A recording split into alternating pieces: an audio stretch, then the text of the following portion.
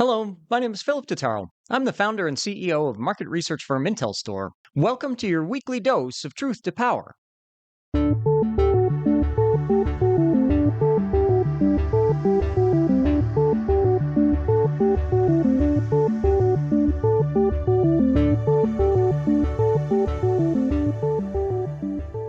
Truth to Power examines data driven insights for the energy sector with a focus on renewables. On this week's episode, we'll take a look at a few recent examples of anti wind disinformation in Europe and what the industry can do to better educate the public on the underinvestment in grid and storage technology, which is really the problem. Last week in Britain, the electricity operator paid wind farm operators a total of £1.3 million in a single day for lost revenue after ordering them to switch off their turbines to avoid overloading the grid. It's what we in the industry call curtailment. And while that story has been repeated every few months in the UK, wind energy always seems to be the pantomime villain in the editorials written, when in reality, the poor grid infrastructure and underinvestment in energy storage is what's really to blame. Those curtailment payments are due to the way the power offtake contracts are structured, specifically so that the wind farm owners and operators are not unfairly punished for being too efficient, which is what they are. The payments are ultimately the result of Britain's out of date transmission network, which simply cannot cope with the amount of renewables being generated during times of high wind.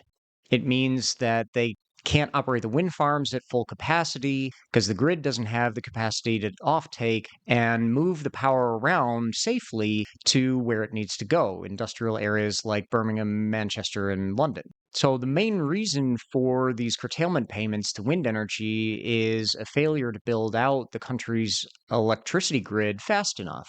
And in the meantime, National Grid is investing £35 billion in transmission lines over the next 6 years, including 3 subsea cables that are bringing electricity from Scotland to England. However, the challenge for them is that one of these projects is already running 16 months late and is not due to be completed until April 2029. In the meantime, the constraint payments are expected to continue and even to increase until at least that time frame when additional grid capacity comes online. So, how did we get here?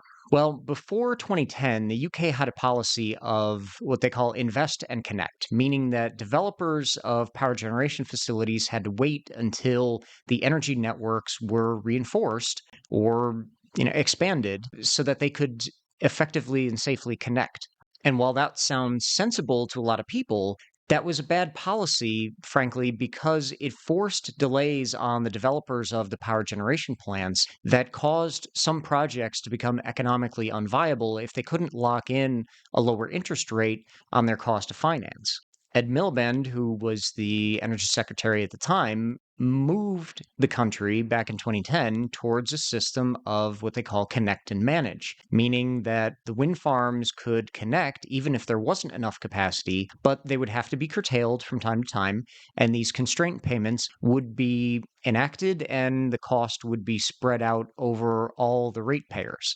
Now, that was a decision, both a political and just an operational decision that they took, because if we can take the politics out of the conversation for the moment, the decision actually ended up making things cheaper for British electricity consumers, even though it introduced these constraint payments that none of them like and all of them have an opportunity to rail against every time one of these articles gets written.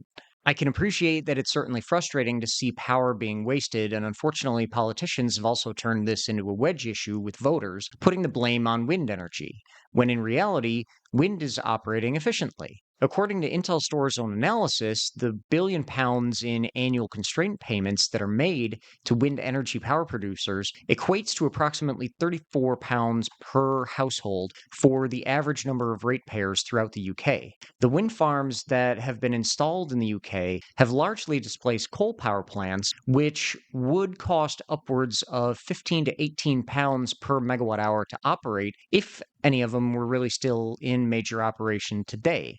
That compares to £5 per megawatt hour for the operation of wind energy and £2.34 per megawatt hour to operate natural gas plants. So the bottom line is there are cheaper alternatives available to what they would have done, even though they have these constraint payments. And had they not done this, those same ratepayers would be spending almost 4 times that £1 billion per year to leave old coal plants online, amounting to £3.8 billion in coal operating costs instead of the £1 billion in wind energy constraint payments. Now, I mentioned at the start of this episode that on October 1st, Britain's electricity operator paid wind farm operators £1.3 million in compensation for lost revenue.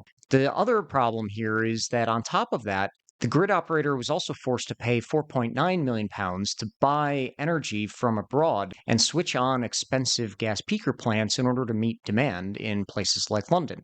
So, how could that have been avoided? Well, let's look at energy storage as a possible solution. The average energy storage costs in the UK are £580,000 per installed megawatt in CapEx cost, and the operational costs are an additional £2.50 per megawatt hour.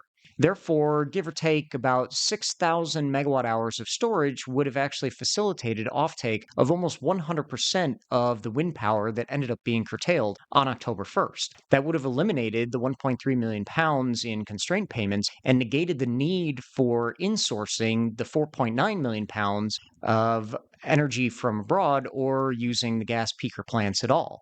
All of that with storage would have cost substantially less than the £6.2 million that they ultimately spent.